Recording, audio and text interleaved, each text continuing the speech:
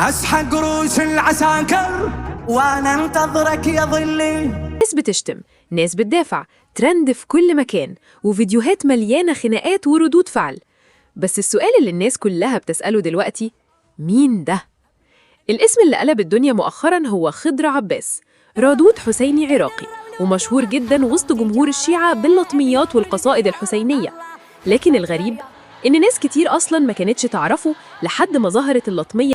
اسمه بقى في كل مكان، تيك توك، فيسبوك، يوتيوب، ريلز، وكل الناس داخلة تتخانق. طيب، مين خضر عباس أصلاً؟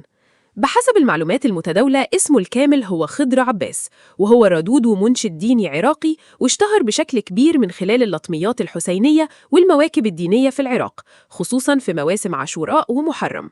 لكن رغم شهرته الكبيرة، مفيش معلومات شخصية دقيقة وموثقة بشكل كامل عن تاريخ ميلاده أو عمره الحقيقي أو حتى تفاصيل حياته الخاصة. وده بسبب إن أغلب شهرته جاية من الأداء الديني أكتر من الظهور الإعلامي التقليدي. اللي معروف عنه أكتر هو صوته، أسلوبه الحماسي وطريقة الأداء اللي خلت عنده جمهور ضخم جداً، لدرجة إن قناته ومنصاته بقت تحقق ملايين المشاهدات خصوصاً في المواسم الدينية. بس اللي حصل المرة دي كان مختلف تماماً.